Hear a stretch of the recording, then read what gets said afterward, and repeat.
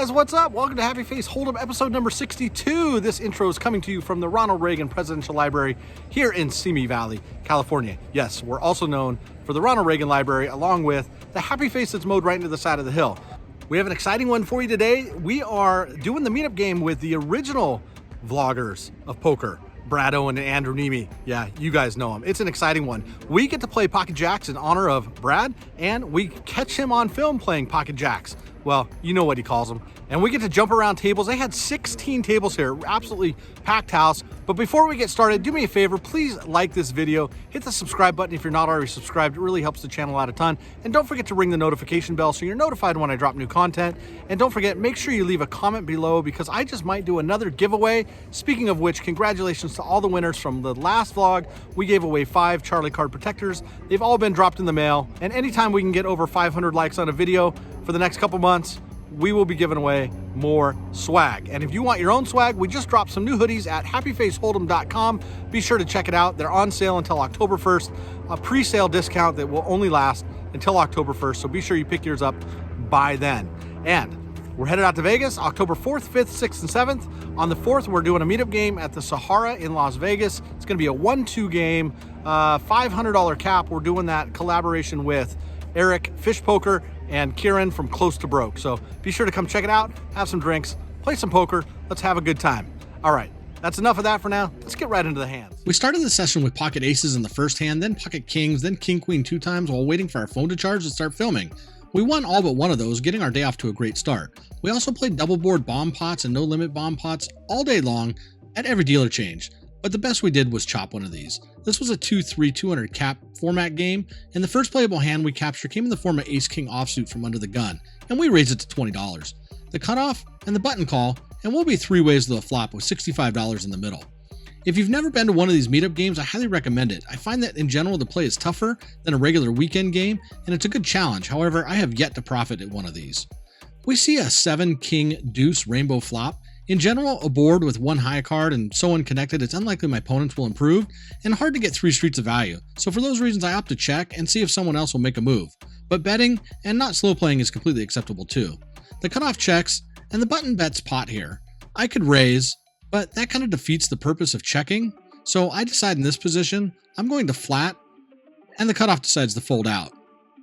We move on to the turn. It's the 7 of diamonds. Although I think I like taking the lead on the turn so it doesn't check through, in the moment I opt for a check and the button decides to slow down and check behind. That's what I was afraid of.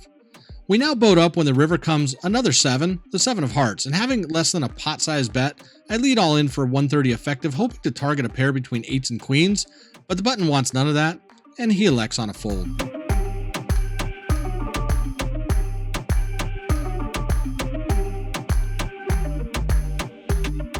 The next one we look down at is pocket jacks from the small blind. The action folded to the button who raised the $10. We'd been teaching her in this situation to either fold or raise. Don't limp because the drop is just too big to play a 3-way limp pot. I feel kind of bad, but being out of position and wanting to isolate, I raised the $45. She decides, while at a casino, she wants to gamble.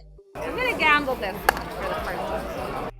We will go heads up to a flop with almost $100 in. Quite a bloated pot for a 2-3 game pre-flop. The flop is a little scary for jacks in ace, 8, ace, rainbow. But because there's 2 aces on the board, it's less likely she has one, so I continue the betting, going all in for $45 effective, which is what she had remaining in her stack. Of course, because it's an ode to Brad Owen, I have to show the hand of the table. It's the Brad Owen tribute today. Nice to see the jacks hold at the Brad Owen meetup game. Next notable hand, under the gun limped, and we see 8-7 of diamonds and raised to $15. The cutoff wastes no time putting in a raise to 45, and the action folds back around to me. Normally I'd fold this hand, but hey, I have a vlog to do and hoping to push some action. The cutoff has been taking notes in a journal during the session, and although seemingly a very strong player, I've sensed some weakness, and if I hit this board can likely get paid, so I make the call, and we'll be heads up, out of position, to a flop. The dealer spreads jack, 6, deuce with 2 clubs, and we check and flow to the pre-flop aggressor. I'm quite surprised when he checks behind, so I'm immediately putting him on something like ace-king with no clubs or 9s through 10s. The turn does improve us to an open-ended straight, but also completes the front door flush draw, and I think this is a spot I can take advantage of given his weakness on the flop. Wanting to get a hand like ace-king or ace-queen or those middling pairs to fold out, I opt for about half pot bet of $45. If he decides to call, I'll probably jam any non-ace or king river. He takes about 20 seconds to run through all his options before deciding he's going to let this one go, and we're going to scoop another one.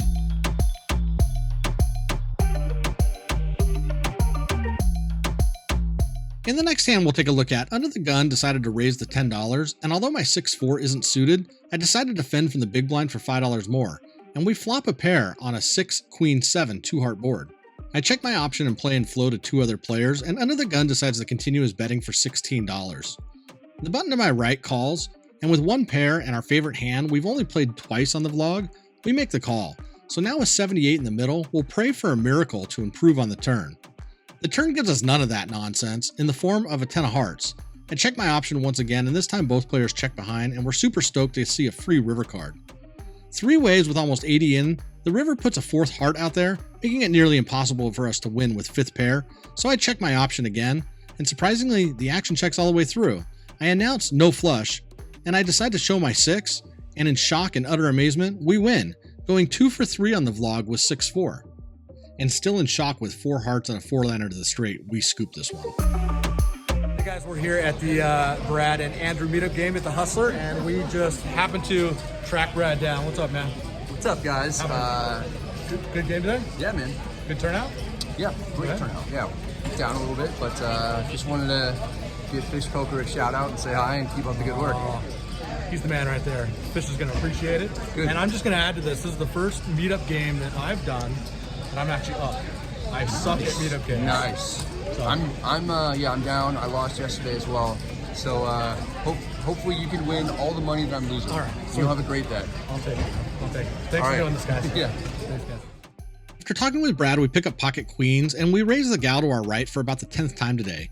She made it quite large at $25, whereas normally she's been opening to 10, so we raised to 105, putting her all in for about the 4th time today. And this one, she's going to decide to let go. We then see pocket aces, and they go uncontested, and after today, we've now played pocket aces uncracked for the 21st and 22nd time. We're definitely due to lose a big one with that. And we decide not to play the hustler hand, 6-9 suited. And in this one, there's 2 limpers to us and a straddled pot on the button, and we flat with 10-5 suited. The big blind completes, and we go 3 ways to a flop for $30. And I know what you're thinking. Why the hell are you defending 10-5 suited, you dumbass? Well, here's why.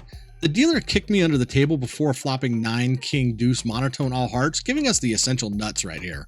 The action checks to me, and I wager $25 and successfully take this one down with no further action. No need to comment on this one.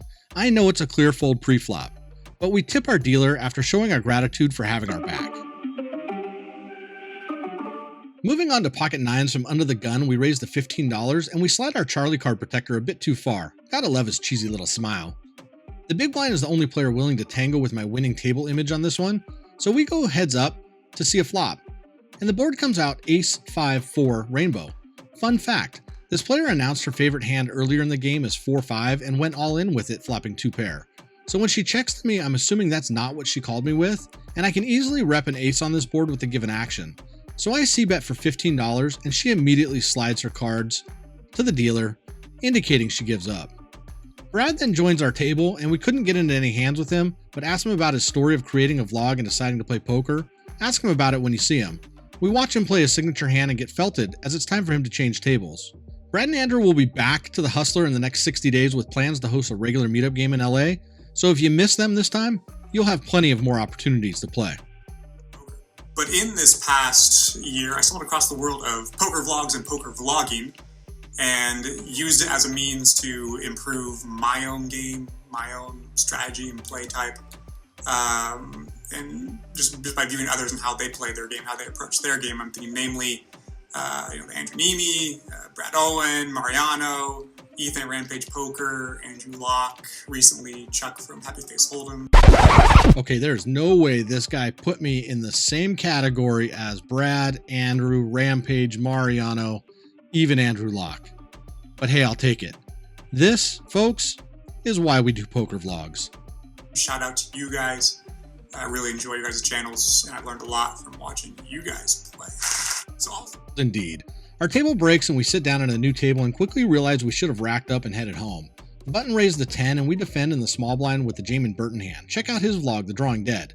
The big blind, under the gun, +1, +2, all call, and we're 6 ways to a king 3-4 rainbow flop. The action checks the +2 who bets half pot. Now Jamin says this hand is the essential nuts, so flopping a pair with a backdoor flush and a backdoor straight draw, we put in the 30 to make the call. And we're going to go heads up to a turn with $120 in the pot.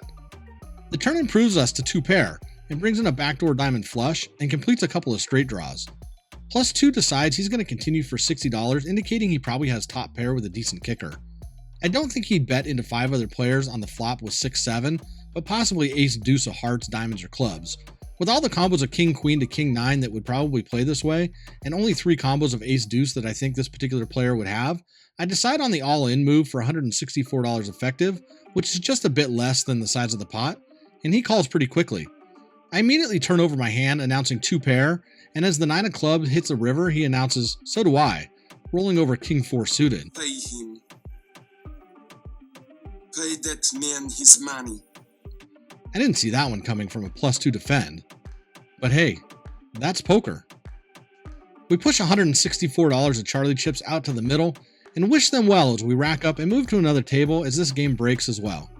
The night is quickly winding down because Brad and Andrew, they've played at most of the tables already, all 16 of them. In our last hand, we defend queen 10 offsuit on the button, and the flop action checked through on a 4-4 jack 2 heart flop, and the turn gives us top 2 in the form of the queen of clubs. +1 decides to bet this one for $12.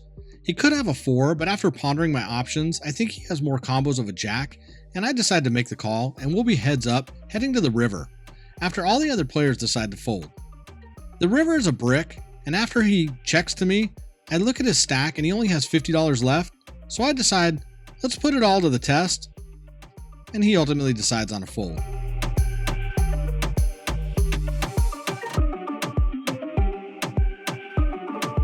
Alright guys, after all that, we played for 7 hours and 8 minutes. We were in for the games, total for 500, and out for the big goose egg. You know, we're really showing you the variance on the channel here. Hope you appreciate the transparency. Yeah, bummer, but that's the way it goes. Anyways, hope to see you guys in Vegas on Monday, October 4th, 6 p.m. at the Sahara Casino. We're playing 1-2, $500 cap. Fish Poker and Kieran from Close to Broke are collaborating with us on this one. It's gonna be a lot of fun. Poker, drinks, just a ton of fun. Let's go have a good time. I think that's it for now. Until next time, guys, I appreciate you being here. Don't forget, like the video, subscribe if you haven't already, drop a comment below. We might do another giveaway. And don't forget, wash your hands.